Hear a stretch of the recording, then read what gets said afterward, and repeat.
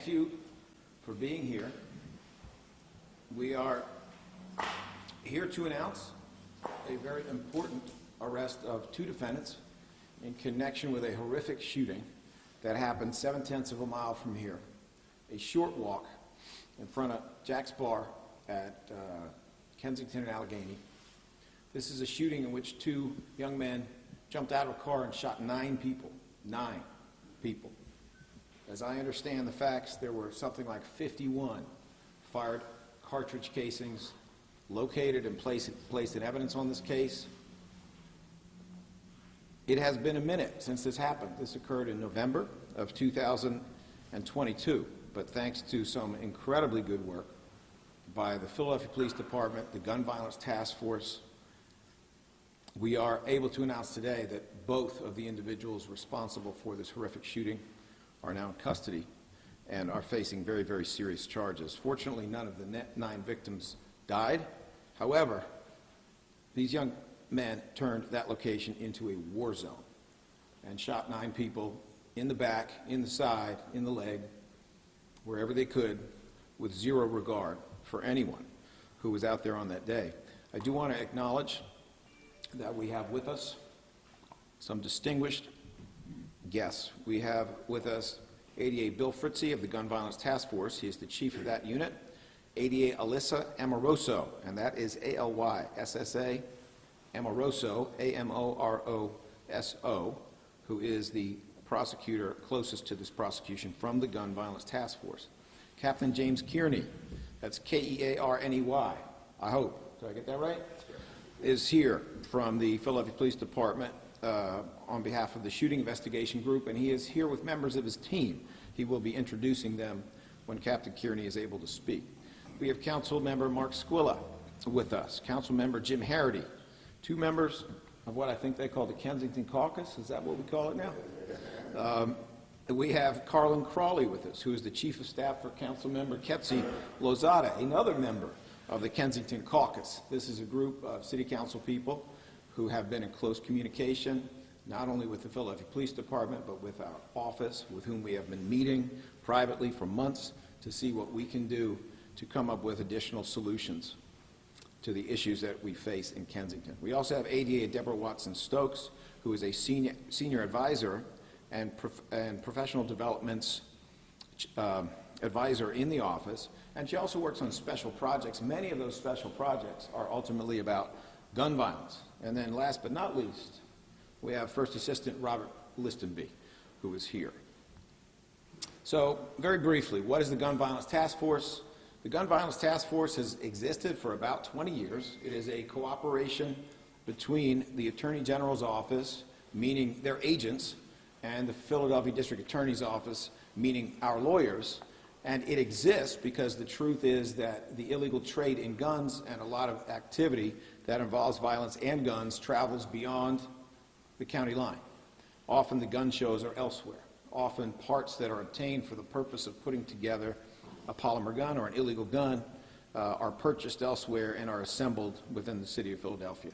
So it has been, and it remains, in my opinion, a really good example of collaboration between law enforcement agencies. The Gun Violence Task Force is doing this case, and this is a case that was solved and that resulted in probable cause justifying the arrest that we are here to announce, in part because of technology, because of forensics, because of DNA, because of cameras, because of the ability to obtain recorded conversations and recorded activity and to use it to close a case that was actually very, very difficult to solve.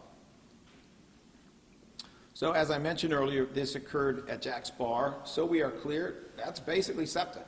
That is within steps of SEPTA's Transportation Center at Kensington and Allegheny for the Market Frankford line, or as we call it, the L.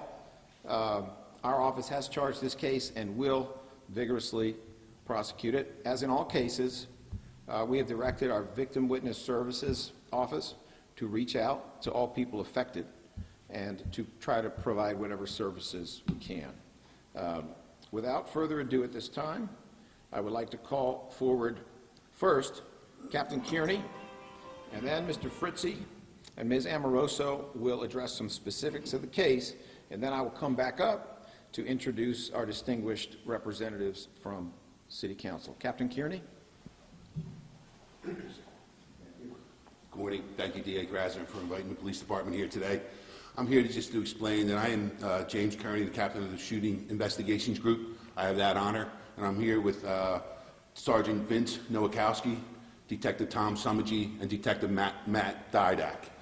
These officers were assigned the case of 9 people ranging between the ages of 23 and 40 shot in Kensington on November 5th, 2022.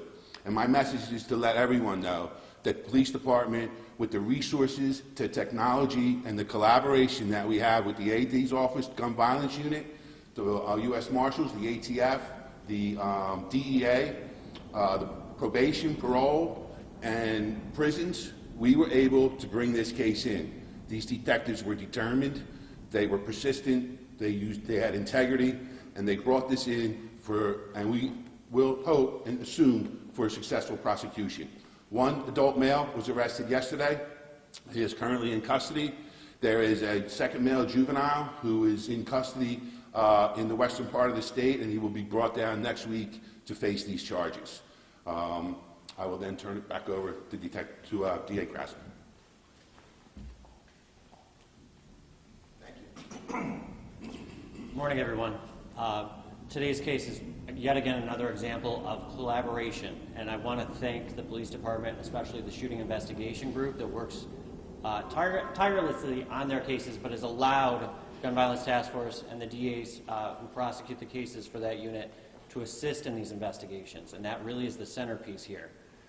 We are able to conduct and provide resources to the police department, even in just manpower, to listen to prison tapes, to listen and to review cell phone extractions, and assist in these investigations, and that's really what brought this case to a close. The work of the detectives, everything that they brought in, the mountains of evidence, are things that we can help and assist with. I think the message here today is you've heard of the Gun Violence Task Force in South Philadelphia, you've heard of the Gun Violence Task Force in Southwest, and now we're branching out. And you're going to see us more in Kensington. You're going to see us more in North Philadelphia. I want to again thank my staff, and especially ADA Amoroso, who spent the time to work with the detectives and really take the time to bring this case home. And at this time, I'll have Ms. Amoroso come forward.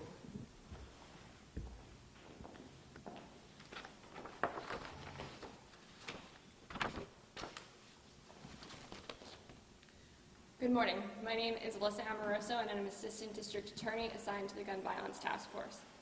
Today we're announcing the arrest of Michael Smith Davis and an unnamed juvenile defendant for the shooting that occurred on November 5th, 2022 because of the diligent investigative work and the bravery of our law enforcement officers. Specifically, I'd like to thank the Philadelphia Police Department, Detective Summergy, and Detective Didak, along with numerous other members of the shooting investigation team that made it possible that night to make sure that all of those victims were transported to the hospital, as well as the agents from the Attorney General's office and the analysts from the Gun Violence Task Force, specifically Paul Haggerty, as well as the DEA Task Force Group 25. Michael Davis Smith and the unnamed individual are accused of driving to the 800 block of Kensington Avenue that night at approximately 10:40 p.m. They exited a vehicle and fired a barrage of shots at a group of people at a social gathering outside of Jack's Bar. There were 41 fired cartridge casings recovered that night. 9 victims suffered gunshot wounds and were immediately scooped to Temple Hospital. I have spoken to several of the victims and their families and have been unable to reach about 4 or 5 of them, so if you see this, please call the District Attorney's office. In this case, much of the investigation was due to the police work of Detective Summergy and Didak and the Shooting Investigation Group. The Gun Violence Task Force collaborated with them using our cutting-edge technology and physical forensic technology. In addition, we received assistance from our Firearms Identification Unit in Philadelphia. Working together with the police, our unit was able to strengthen the evidence and feel confident that we have arrested the correct individuals that terrorized Kensington Avenue that night. The defendant was arrested yesterday on Kensington and Lippincott Avenue with a group of individuals. Ultimately, this is a clear example of our goals to remain the same. We will continue to work closely with the Philadelphia Police, the agents of the Attorney General's office, to solve unsolved shootings and homicides in this city. We will continue to arrest and prosecute the individuals that commit gun violence. There are dangerous individuals who think that they have gotten away with crimes in this city, but I think that our unit has shown time and time again that the Gun Violence Task Force will find you. Again, I would like to commend the diligent work of the police department, the agents of the Attorney General's office, as well as the analysts for the long hours that they put into making this investigation and these arrests possible. Thank you. Thank you, ADA Fritzie and ADA Amoroso. If there are victims of this shooting out there who have not been in touch with our victim witness services, the number where they should call is 215-686-8027. Any victim of the shooting who requires services or has not been in contact, 215-686-8027. Let us help you. Let us use our resources to assist you. I also want to point out that what you just heard expressed by ADA Amoroso, the reality that we want to solve not just new cases, but old cases. That is just one of the reasons why this office is seeking to establish a collaborative cold case unit within the DA's office to work very actively with PPD to see what we can do. In light of the evolution of DNA, the capacity for DNA now to solve cases we couldn't solve before, such as the Elias Diaz case, which was announced a couple weeks ago. In light of the constantly changing types of technology that can track criminal activity in ways that were not possible before, we are very optimistic that there are a whole lot of cold cases that can be solved and that we can bring the individuals responsible to justice. It is now my pleasure to introduce 3 members of City Council or their representative, all of whom will come up to speak on this point. They are reflective, as I said earlier, of the Kensington caucus, of the group of council members who either for years or more recently, in the case of a newer member, have been working in government to try to see what we can do to deal with some of the persistent issues in Kensington, issues that in some instances have been here for 60 years or more, but issues that in other instances are far more acute and far more serious than they were some time ago. At any rate, we are very grateful at the DA's office that this group of council people sits around a table with us at all hours, sometimes very early, actually, and spends hours going through ideas that they have, that we have, that PPD has, about how we could all be more effective in the work that we need to do to protect public safety. In this order, it is my pleasure to present Carolyn Crawley, who is Chief of Staff on behalf of Councilmember Ketsi Losada. Councilmember Losada could not be here today, although she's a very active member of the Kensington caucus, but we are delighted to have her Chief of Staff, Carolyn Crawley. We also have Mark Squilla, who will have the opportunity to speak second, and Jim Harity, both council members, both extremely concerned with what's going on up here. And after those 3 have spoken, I will come back up to, how shall I put it, manage question and answers. Ms. Crawley. Good morning. Councilwoman Lozada could not be here in person, but thought it pertinent to share her appreciation and gratitude to the multiple law enforcement organizations that came together to make this arrest happen. This is a true demonstration of government working together for the benefit of the city, and more specifically, the 7th Councilmanic District. The Councilwoman has made it abundantly clear that her priority is creating a safe environment for the people living and raising families in the Kensington community. She acknowledges that a lot of trust needs to be rebuilt between government and this community, but the arrests made yesterday are one step toward improving their quality of life and regaining their confidence. Thank you again to the Philadelphia District Attorney's Office, specifically the Gun Violence Task Force, PPD's Shooting Investigation Group, and the 2 assigned detectives for their diligence in bringing these arrests home. This is a great example of teamwork that gives her hope of what can be achieved when we all work together. Thank you.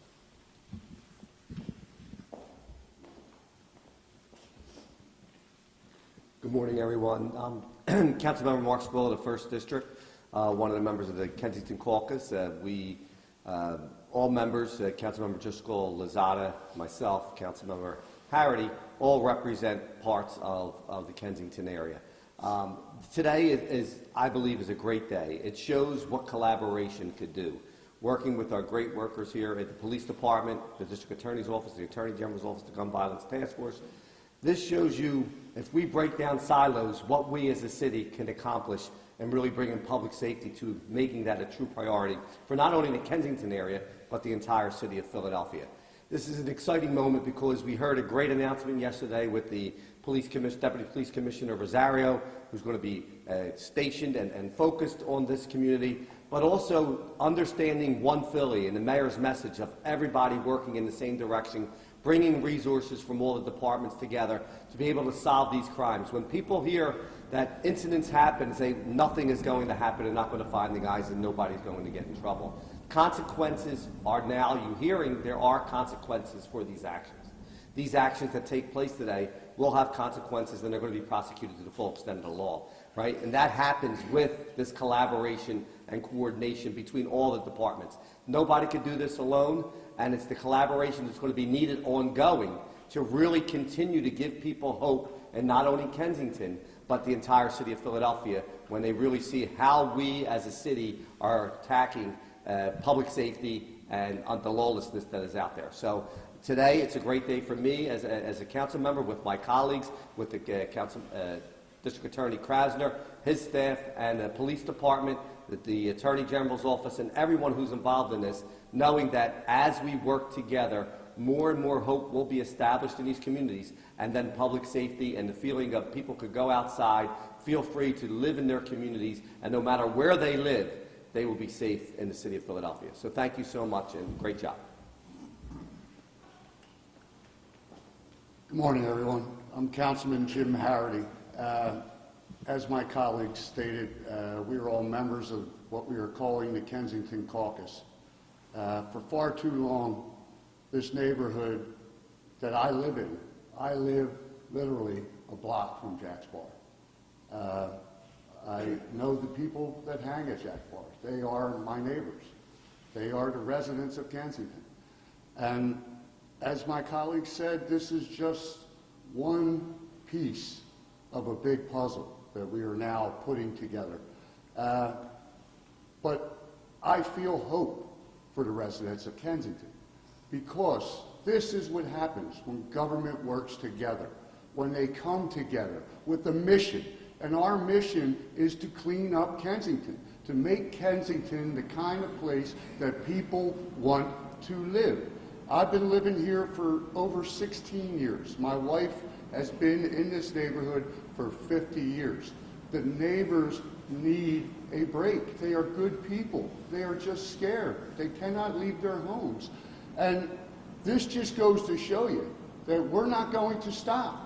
The detectives with the police department, the district attorney's office, the attorney general's office, it doesn't matter how much time has lapsed. This case is from 2022. We are coming for you. We are going to get you. We are going to arrest you. We are going to charge you. And we are going to convict you. So do us a favor. Stay the hell out of our neighborhood. Thank you. Thank you all members of council, members of the Kensington Caucus, for your passionate words. I would be remiss, though, if I didn't mention that when we last sat at the Kensington Caucus table, we had with us Mike Driscoll, Councilmember Driscoll, who could not be here today, but is deeply engaged and very interested in what's going on here. And we also had with us Deputy Commissioner, now Deputy Commissioner, Pedro Rosario, who was with us actually before he was sworn in. And that is the kind of group effort, the kind of meeting of the minds, the kind of willingness to discuss any disagreements that may exist that can make a tremendous difference. Several of us are on pretty tight deadlines here, but we will briefly do some Q&A, and with your permission, I'll just start over here. The name of the defendant, was it Mark Smith Davis or Mark Davis Smith? I think it was sent both ways. Michael. Michael, okay. And what is his age? 25. And I know this is a question for DA Krasner.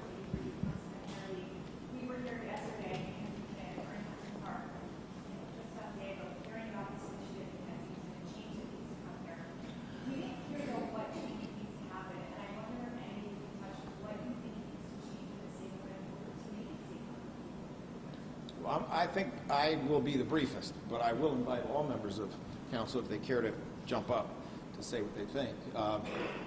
Simply put, I think that Mayor Parker's vision that you bring all city resources together and that you cooperate and you stop the, how shall I put it, the culture of claim and blame, and you actually get things done together is what is needed. That means tremendous public health resources. That means a willingness to put money into a neighborhood that doesn't have a ton of votes.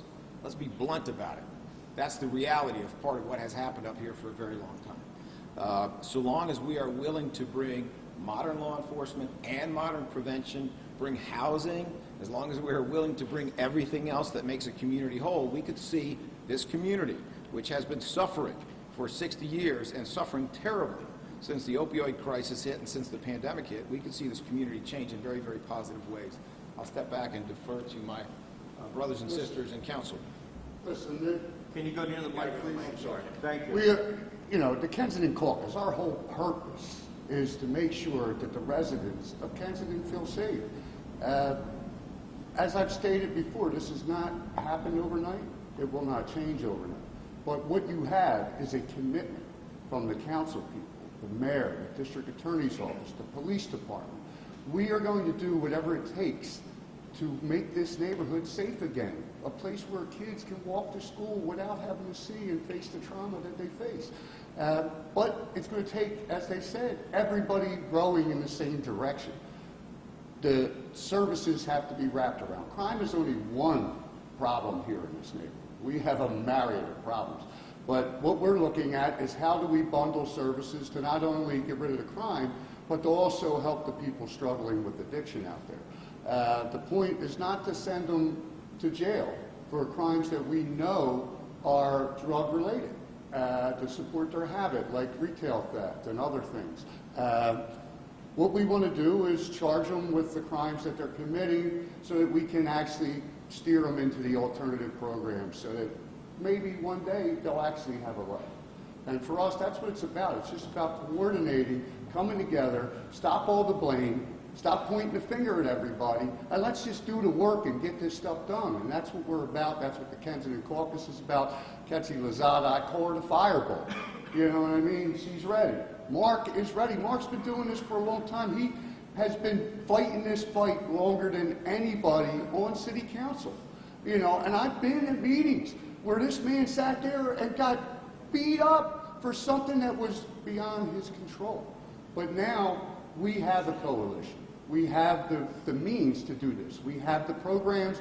The money will be there. We are committed to do whatever it takes for the mayor to be able to initiate what she wants to initiate in that neighborhood without getting into our plan. We don't want to give up any details because we don't want people knowing what we're going to do. So, thank you.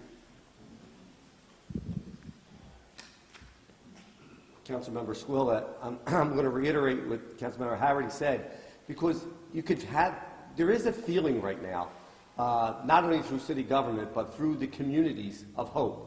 And that hope is because the excitement of new leadership. And sometimes change is good, right? When you are an elected official, and I've been in for 3 terms, you know, you get used to doing certain things a certain way and you don't really want to change up. When somebody new comes in, they give you that opportunity to make these changes. And that opportunity is also to break down the silos of everybody working individually, right? Collaborating, coordinating together. We're not always going to agree on everything everybody wants to do. Yeah, I have been beating my head against the wall on some ideas that we wanted to do that they weren't able to do, but now we're going to be able to try some of these different things. As you heard Councilmember Harity say, again, crime and policing and the district attorney's office is just one part of public safety, right? There's a public safety coordinator in Adam Greer that's going to be working with all departments throughout the city of Philadelphia. We didn't have that before. Right? We're going to talk about Parks and Rec, the Streets Department, Health and Human Services, right?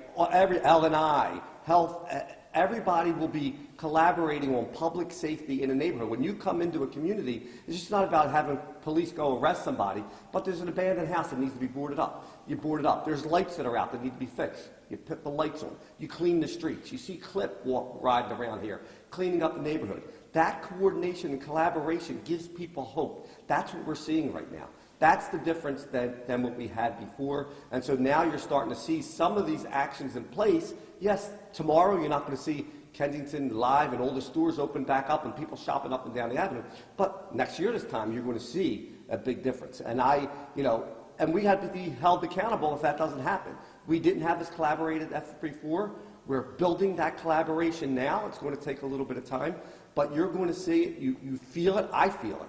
I don't know if you feel it, but I feel it, and the community feels it. So we're building hope in the community. The community is also part of this process, right? They're involved. They're engaged. They're at the meetings. They're being part of the solution. And I think by doing that, we create a new day here in Philadelphia and the Kensington area. Thank you. All right, our schedules are tight, but are there any other questions? Yeah, Yes, sir. what's the prison time they could be looking at? And do you know the motivation with gang, drugs? I think it's probably I do know the answers to this, but let me allow the people doing the work to get the credit. So, ADA Amoroso. Thank you. This was not a gang-related motive here. We believe it was due to a prior robbery that instituted this was a retaliation. In terms of what the possible time, because there are 9 victims, the defendants have been charged with attempted murder for each of those, which are all F1s, which carry a maximum of 20 years on each case. And when you finish, can you give me some answer in Spanish, a little detail Sure. in Spanish? Happy to. What Whenever you over on this? Anything in particular? whatever you like to. All right, just talk about. something. Yeah, Okay. Estamos aquí para anunciar el arresto de 2 personas que participaron en un tiroteo que causó heridas a 9 personas muy cerca de aquí, muy cerca de Frankfurt and Allegheny, SEPTA, sitio. Después de más que un año de investigación entre los policías, agentes, el Attorney General y también en nuestra oficina, the Gun Violence Task Force, en nuestra oficina, tenemos arrestos de 2 personas que han disparado en contra de 9 personas y estamos aquí para decir que vamos a proseguir estos casos de una moda bien seria. Yes. Tina Holgate, how are you? Good. Just curious, I know you said it was a retaliation from a robbery, if I heard you right. Question for that. Why would they just walk up and just spray a crowd? Were they just trying to get somebody specific and didn't care if they took other people out? And also, are the victims cooperating with you guys as to identity and all that? Once again, there's what I know and there's what I should say. I will let the people closest to it answer that question for you.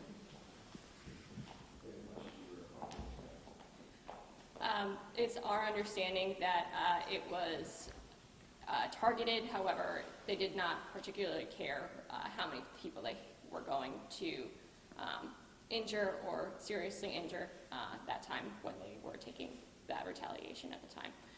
I apologize, what was the second part? Are the victims cooperating with you? We've had interviews with many of the victims. As I said, I've been in contact with about 4 or 5 of them already, but we're still trying to locate a few more as well to let them know what's been happening with this investigation. ADA, so you have to keep going back and forth.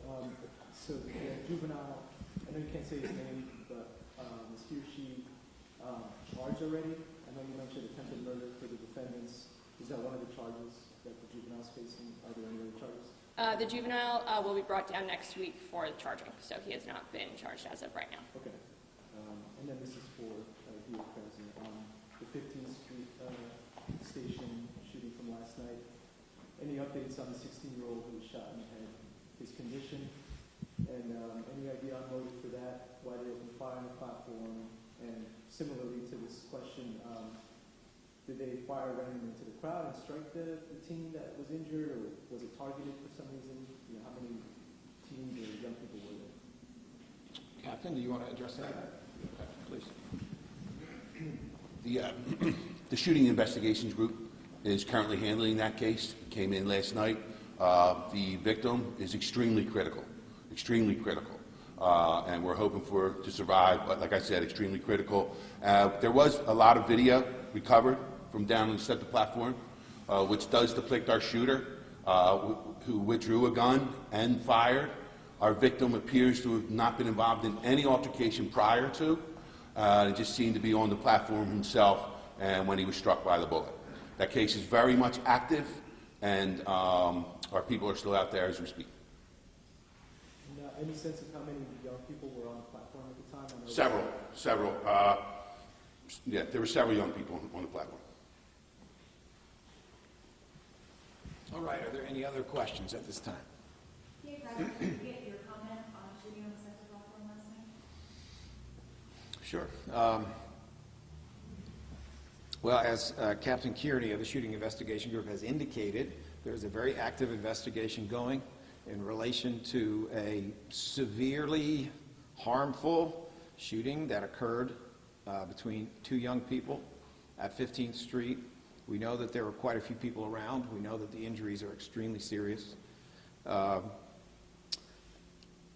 And we also know that we have to view this in its proper context. So here's the reality. We are here today on an arrest of two people for a horrific shooting that occurred right near SEPTA.